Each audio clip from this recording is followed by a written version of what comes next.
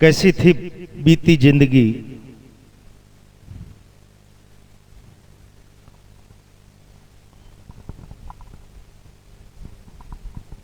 कैसा था बीता हुआ कल।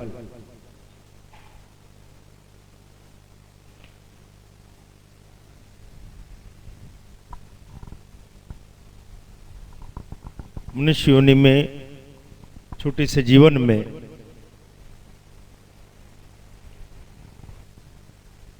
अगर हर मोड़ पे, हर क्रियाओं में, हर ठोकरों से हम अगर कुछ कुछ सीख रहे हैं तो कोई कारण नहीं कि हमारा बीता कल या बीता वर्ष या बीती जिंदगी सुंदर ना हो। ऐसा उन्हीं लोगों के लिए दुखदाई होती है जिन्होंने अपनी परिस्थितियों से कोई सीख नहीं।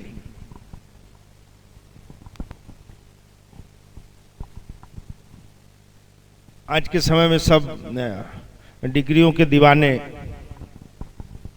एजुकेशन ज्यादा होना, शिक्षण ज्यादा होना, जितनी ज्यादा डिग्रियां हो वो उतना ज्यादा होशियार कहा जाता है।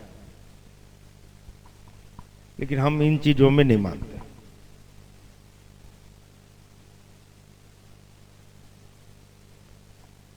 क्योंकि हमारे आपके बुजुर्ग एजुकेटेड नहीं थे।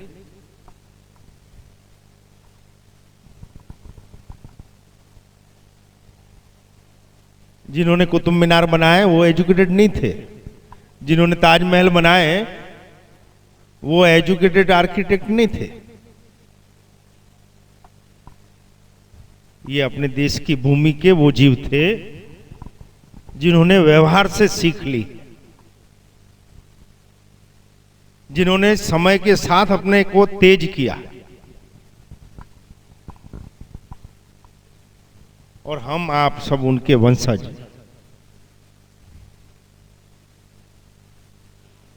आपको मालूम है पूरी दुनिया में भारतीय कामगार, मतलब भारतीय मस्तिष्क को या भारतीय ताकत को सिर्फ आंखों पे लिया जाता है। मालूम है? नहीं मालूम?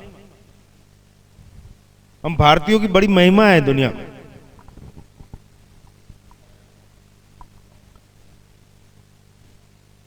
नहीं मालूम है? नहीं, इसीलिए हम लोग टेंशन में कि हमको ना हमारी औकात मालूम है, ना हमारी राष्ट्र की कोई गौरव और गरिमा मालूम है। बस हम शिकायत करना बहुत अच्छा जानते हैं।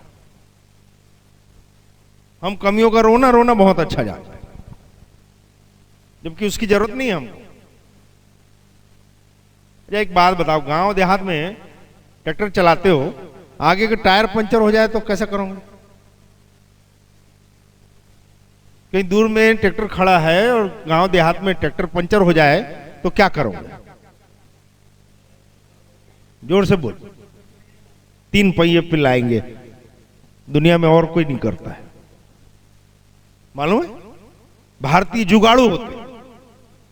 जो वस्तुएं हैं, जो सामग्रियां हैं, जो परिस्थितियां हैं, उसमें हम कैसे अपने आप को उत्कृष्ट साबित करें, अच्छा रिजल्ट लाएं, वो हमारी खूबी है, हमारी भूमि की, एशिया की, इस खंड की ये तासीर है हमारी।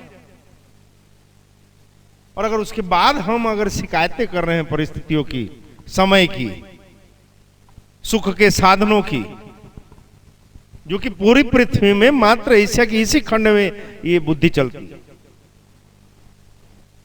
बाकी कहीं जाओ तो प्रॉपरली ये चीज होना, वो चीज होना, वो उस लिस्ट को टिक किया जाएगा, ये सामग्री ये है, ये है, ये है, हाँ अब काम चालू किया जाए। जमाड़ी, हम आप सब उस देश के वासी हैं जहां काम पहले चालू करते हैं, फिर जुगाड़ इकट्ठा करते हैं।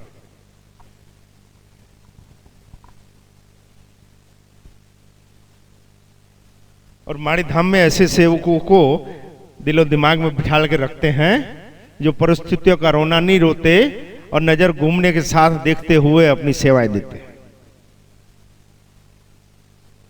यहां उन्हीं सेवकों का मान है जो रोना नहीं रोते। ऐसा कौन जीव है बेटा जिसको समस्याएं नहीं है? बता।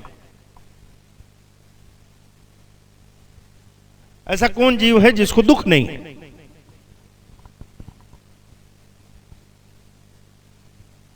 लेकिन वो होने के बावजूद वो एक जो पार्ट है हमारी लाइफ का, वो होने के बावजूद भी हम अगर किसी ऐसे शक्ति के कारण, ऐसे शक्ति के धाम में ऐसे जीवों के लिए जिसको हम जानते नहीं, पहचानते नहीं, जिसमें हमको प्रतिकार रूप कुछ मिलने वाला नहीं है, और फिर भी हमारा अगर कुछ हम अच्छा दे रहे हैं तो वो सेवाओं की श्रेणी। यहां तो सौदे करते हैं, गणित मारते हैं, इतने साल से आ रहे हैं, हमने ये किया तो भी हमको ऐसे नहीं जाने दिया, हमको यहां रोक दिया गया, हमको ऐसा बोल दिया गया, तो कोई आमंत्रित थोड़ी नहीं आया। अपनी मर्जी से आए हो, अपनी मर्जी से सेवा करो और अपनी मर्जी से चले जाओ। आओगे तो सम्मान नहीं, जाओगे तिरस्कार नहीं। क्यों? ये सेवकों के लिए। और जो सीख रहे हैं सेवक, उसको बहुत कुछ मिल रहा है इस धाम से, जो सीख रहे हैं।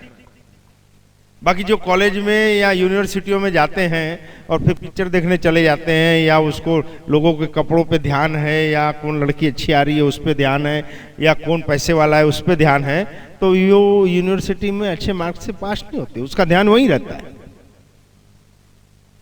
लेकिन जो सीखने आए उसको इससे फर्क नहीं पड़ता है कि वो क्या पहन के आया है या वो किसके साथ बैठ रहा है। उसको एक्स्ट्रा क्लास से खुशी होती है कि नहीं? जो दिल से स्कूल कॉलेज जाते हैं उसको एक्स्ट्रा क्लास से खुशी होती है, और बाकियों को टीचर के नहीं आने पर खुशी होती है।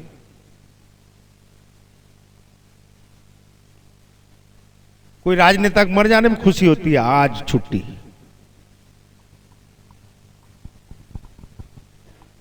ऐसी यूनिवर्सिटी हमारी जगदम्बा चला रही है कि मनुष्य योनि में हम आए हैं तो हमको क्या सीखना है, हमको क्या अनुभव लेना है। मुझको बहुत इस चीज की प्रसन्नता होती है कि माड़ी के वचनों को समझने लगे हैं जी।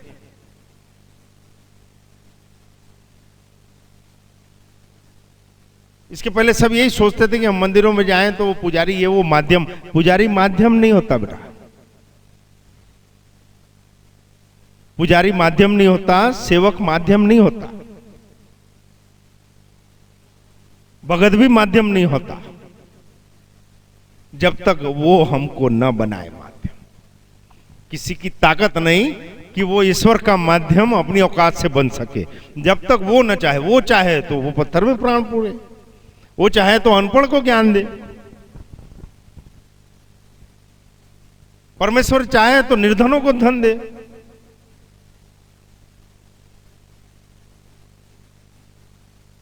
कितने साल लग जाते हैं किसी डिग्री को लेने में। एमबीए करना हो, हमको इंजीनियरिंग करनी हो, डॉक्टरी करनी हो,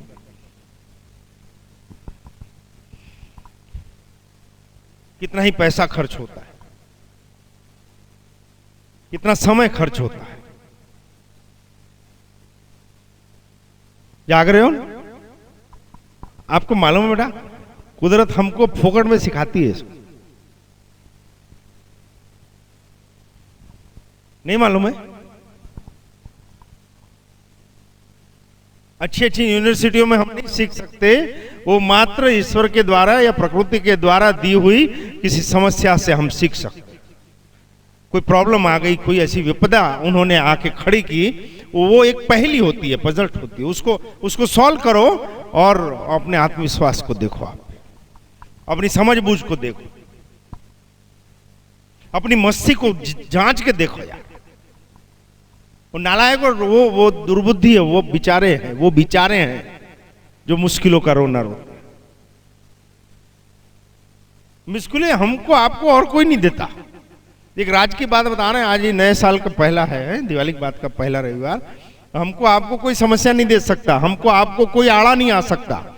हमारी सफलता के बीच में अगर कोई आड़ा है, हमारे सुख के बीच में अगर कोई आड़ा है, तो मात्र हमारी मानसिकता, हमारी लघुता ग्रंथि, हमारे पूर्वाग्रह, हमारी सोच, हमारी आदतें। इसके सिवाय दुनिया में किसी की ताकत नहीं है कि हमारी तरक्की में और हमारी उन्नति में कोई आड़ा है, सिवाय हमारे खुद के। लेकिन हम दोष निश्चित रूप से दूसरों को देंगे, उसके कारण ऐसा हुआ, उसके कारण ऐसा हुआ, उसके कारण ऐसा हुआ। किसी के कारण नहीं होता, किसी कारण नहीं होता। बहुत साल पहले मां भगवती ने एक वचन दिया था जिसको समझने में कितने महीने लग गए। पानी से पतला और हवा से हल्का रहना बेटा, मेरी मेलोडी की शक्ति सदा तेरे साथ रहे। मुझे समझ में नहीं आया, हवा से हल्का पानी से पतला क्या, कैसे रहूं? वो हमेशा बीज रूप में आदेश दी है कि हवा से हल्का और पानी से पतला रहना। वो रटते रहते थे, सोचते रहते थे, ये कैसे हो सकता है? हमने कईयों ऐसे तथाकथित बुद्धिजीवियों को पूछा कि एक बात सिर्फ 2 लाइन की है कि हवा से हल्का और पानी से पतला, अपने अपने तरीके सब समझाए, पर अंदर से आवाज ही नहीं आई कि ओके डन। इसका जब तक हम चिंतन न करें, जब तक चंदन के टाइप हम उसको घोटे नहीं, किसी भी वचन को, किसी भी क्रिया को, किसी भी प्रक्रिया को हम निरंतर न करें, तब तक उसकी सुगंध और उसका असली रंग हमको समझ नहीं आता।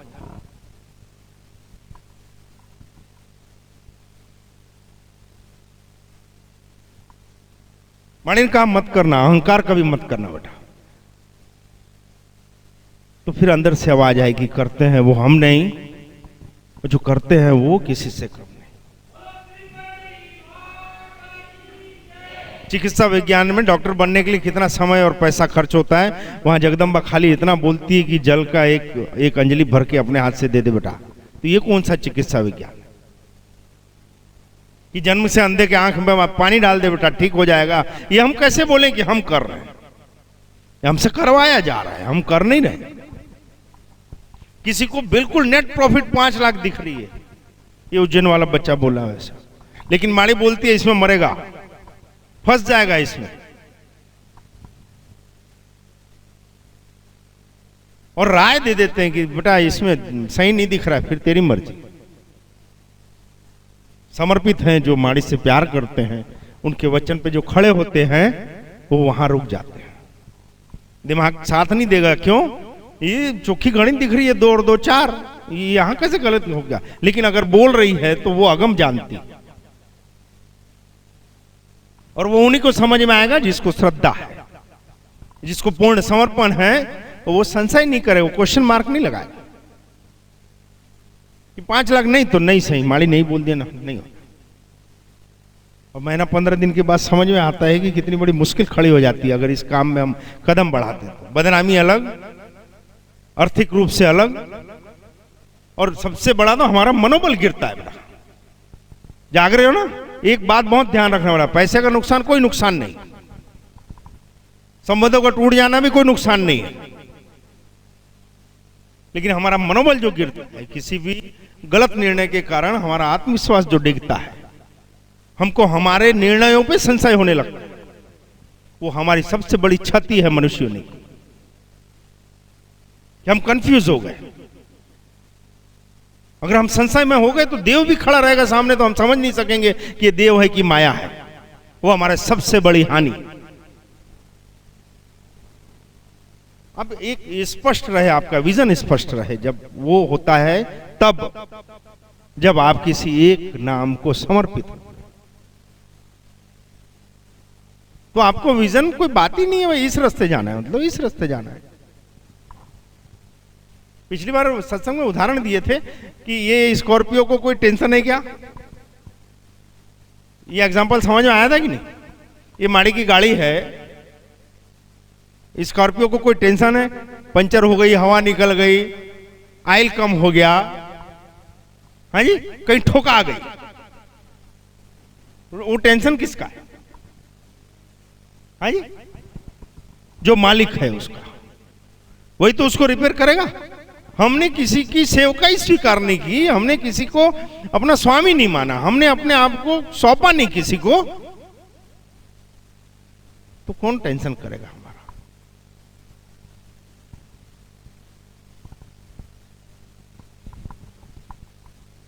हवा से हल्का अभिमान, अभिमानी है हमारा आपका, हम है जो हमको बहुत भारी करता है। बाकी ऐसी कोई चीज नहीं है कि हमको दुखी होना पड़े। हमारा हम ऐसा क्यों करें, हमको ऐसा क्यों बोल दिया गया, हमको क्यों नहीं पूछा।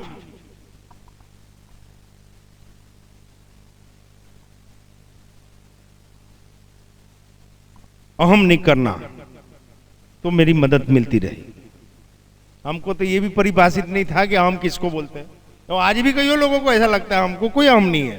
अब सही बात ये है कि हमको कोई अहम नहीं है बोलना भी किसी चीज का सिक्का नहीं मारना, जाहि विधि राखे तो।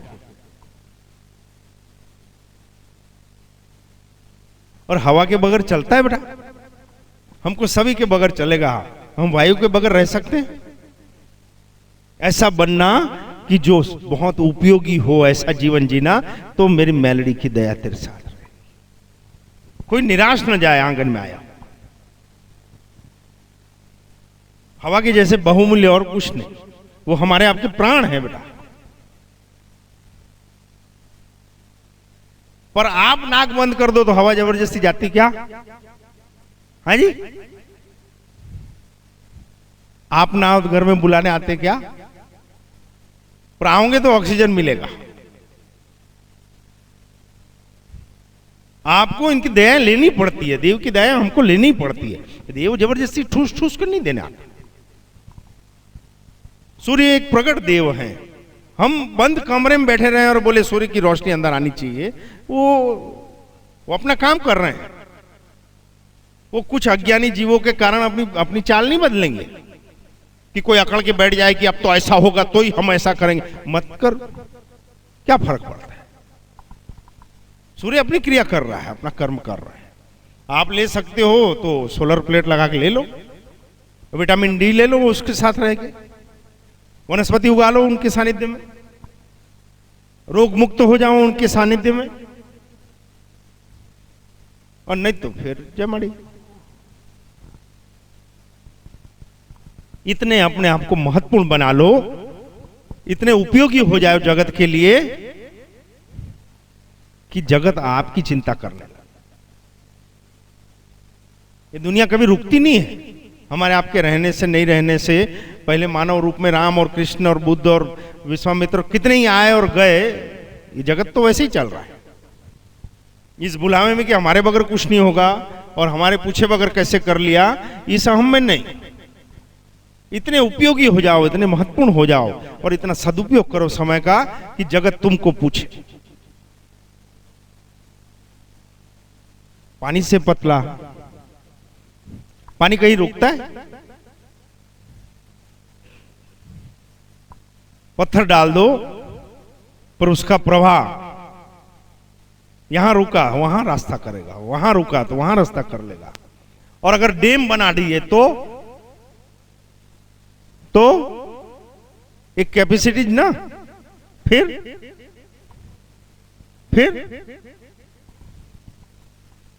अपने जीवन प्रवाह को किसी के कारण अवरोधित मत करो। ऐसी कोई समस्या जगत में नहीं कि मनुष्य को रोक सके। और अगर ऐसी बड़ी दुख आ जाए, ऐसी प्रॉब्लम आ जाए, ऐसी समस्या आए कि हमारे जीवन को असर कर रहा है, तो इकट्ठा होने दो अपनी शक्ति को। और जब डैम में पानी रुकता है तो उसका डेंसिटी कितनी बढ़ जाती है, घनत्व, उसकी ताकत कितनी बढ़ती है कि उससे विद्युत भी उत्पन्न हो सकती है, वो सर्जन भी कर सकती है और सार भी कर सकती है। आप तो तुरंत रोने लग जाते हैं समझ। कभी सोचो तो सही प्रॉब्लम आया क्यों? इसके कारण हमारी अज्ञानता है, हमारी लालच है, हमारी नासमझी है, हमारी गलत संगत है, हमारे गलत निर्णय है, हमारा गलत इन्वेस्टमेंट है, या हमारी गलत इच्छाएं। क्या कारण है जिसके कारण ये समस्या है? क्या और कोई 20-40 किलो उठा के हमारे घर थोड़ी डाल जाएगा? हमारी क्रियाओं की प्रतिक्रिया ही होती है। हमारे दुख, हमारी समस्याएं, हमारी मुश्किलें, हमारे अपमान हमारे खुद के कारण।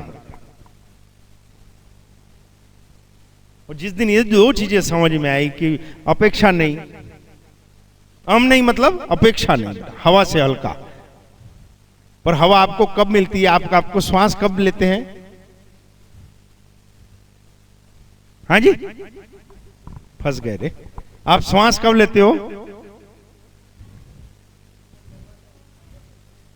जब तक आप छोड़ते नहीं,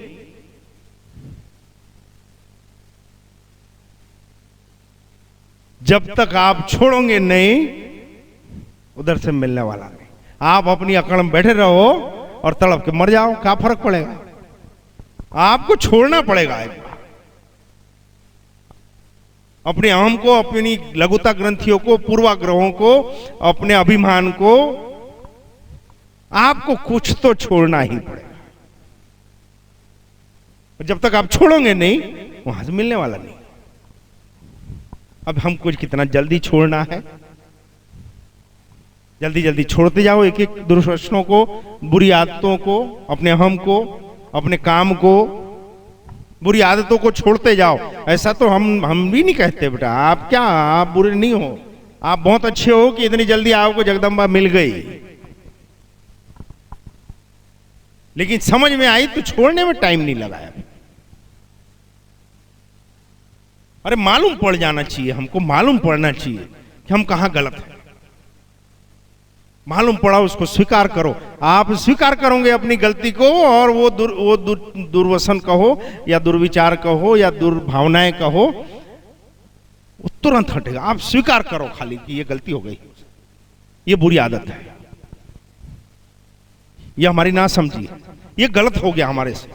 आपने स्वीकार किया और वो चीज डिस्ट्रॉय हो जाएगी, एकदम जादू टाइप का। हम उसको छोड़ते नहीं। हमारी गलतियों को हम छिपाने के लिए एक झूठ को और उसके ऊपर थोपेंगे। खुद के हमको संतुष्टि के लिए हम उसके ऊपर एक ठोक और लगाएंगे, फिर एक झूठ और लगाएंगे ऊपर।